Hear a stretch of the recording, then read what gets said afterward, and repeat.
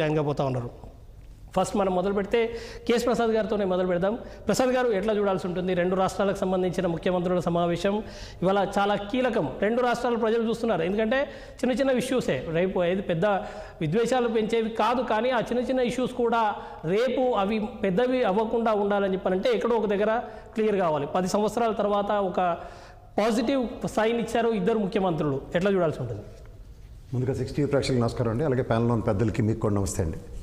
Sir, మన రాష్ట్రం 2014లో విభజించిన అనంతరం ఏదో తాంబూలాలు ఇచ్చాం కొట్టుకు చావండి అన్నట్టు ఈ 10 సంవత్సరాల పొద్దులో మీరు ఇందాక ఇంట్రడక్షన్లో మాట చెప్పారు. ఇక్కడ రేవంత్ రెడ్డి గారు కానీ గతంలో కేసీఆర్ గారు కనుక నిశ్చితంగా గమనించగలిగితే ఈ రెండు తెలుగుదేశం నుంచి ఆర్డినేట్ అయిన political leaders. But even after ఒక టర్మ్ చంద్రబాబు నాయుడు గారు, ఇంకో టర్మ్ జగన్మోహన్ రెడ్డి గారు అక్కడ ఉన్నా సరే సూర్యోద్భవ వాతావరణం ఎంతవరకు నెలకొల్పినా సరే విభజన సమస్యలు మాత్రం ఈ రోజు దాకా ఒక కొలిక్కి మాత్రం వచ్చిన ఉదంతం అయితే లేదు. కానీ మనం ఒక సామరస్య భావంతో రెండు రాష్ట్రాలు ఈ రోజు దాకా సంయమనం అయితే పాటించాయి. కానీ కేంద్ర ప్రభుత్వం పెద్దన్న పాత్ర పోషించవలసిన దగ్గర చూసుకుంటే ఎక్కడా కూడా ఒక్క విషయంలో కూడా ఆంధ్రప్రదేశ్కి కానీ తెలంగాణకు కానీ సహకరించిన ఉదంతమే లేదు. ఎంతసేపు వీళ్ళ మీద వాళ్ళు, వాళ్ళ మీద వీళ్ళు బ్లేమ్ చేసుకుంటూ, ఉదాహరణకి ఇక్కడ తెలంగాణ రాష్ట్రంలో ఉన్న సెక్రటరియట్ కట్టుకోవడానికి ఆనాటి ముఖ్యమంత్రి జగన్మోహన్ రెడ్డి గారు స్వచ్ఛందంగా ఆ బ్లాక్లు వదిలేసిన తర్వాత కూడా అక్కడ తెలంగాణకి ఏర్పడవలసింది వచ్చింది, కానీ దానికి కాంపన్సేటివ్గా ఆంధ్రప్రదేశ్లో ఏమొచ్చిందంటే శూన్యం. విద్యుత్ బకాయిల విషయంలో ఈ రోజు కూడా తెలంగాణ నుంచి ఆంధ్రప్రదేశ్కి రావాల్సిన విషయంలో వచ్చినప్పుడు కోర్టు త్రూగా తాస్తారమే జరుగుతుంది. అక్కడ కేంద్ర ప్రభుత్వం నుంచి పెద్ద అన్న పాత్ర వహించవలసిన దగ్గర ఎక్కడ శూన్యం.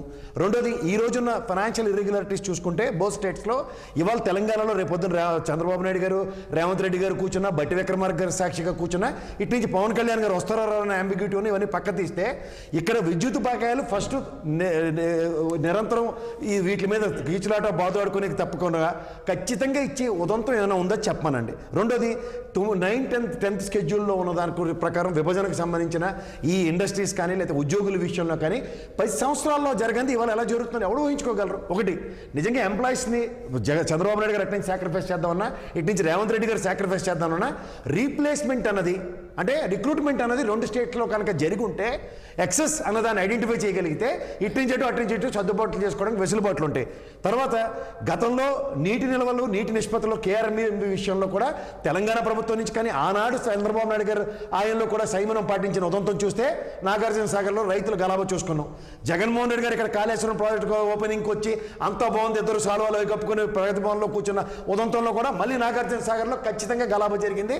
కరెక్ట్గా ఎలక్షన్స్ రోజు కూడా ఇక్కడి నుంచి నీళ్ళు ఎత్తుకెళ్ళిపోయిన తర్వాత కూడా తెలంగాణ ప్రజలుగా చేతకాని స్థలంలో నిస్సాయ స్థితిలోనే మనం ఉన్నాం. సో ఇక్కడ పెద్దన్న పాత్ర వహిస్తూ ఆ రోజు 2014లో ఇచ్చిన నీటి నిష్పత్తి ఏదైతే ఉందో అది 10 ఏళ్ళు బట్టి సంయమనంతో రెండు రాష్ట్రాలు పాటిస్తున్నా సరే ఈ రోజు కూడా కేఆర్ఎంబీ ప్రాజెక్ట్ త్రూగా బోర్డు త్రూగా రావాల్సిన నీటి నిల్వలు నిష్పత్తుల మీద కూడా ఇప్పటికి కూడా ప్రాథమిక అవగాహన ఇవ్వకపోతే ఏ విధంగా సంయమనాలు పాటిస్తూ ఓన్లీ టైం వేస్ట్ కార్యక్రమం తప్ప ఇంకేం లేదు. ఇప్పుడు నెక్స్ట్ ఆల్టర్నేటివ్స్ క్రియేట్ చేసే దగ్గర విద్యుత్ బకాయిలు ఆంధ్రప్రదేశ్ అడిగినప్పుడు ఫైనాన్షియల్ రిజర్వ్స్ కనుక ఉండుంటే 2014లో మనం విభజించినప్పుడు ఇక్కడ చూస్తుంటే ఖచ్చితంగా మిగులు బడ్జెట్తో ఉన్న టైంలోనే మనకు రావాల్సిన బకాయిలు 10 ఏళ్ళ పొద్దులో ఈరోజు తెలంగాణ ఎంత లోట్లో ఉందో చూడండి. ఫైనాన్షియల్ ఇర్రెగ్యులారిటీస్లో తెలంగాణలో కూడా టాప్ 10 పొజిషన్ దాటే ఉంది.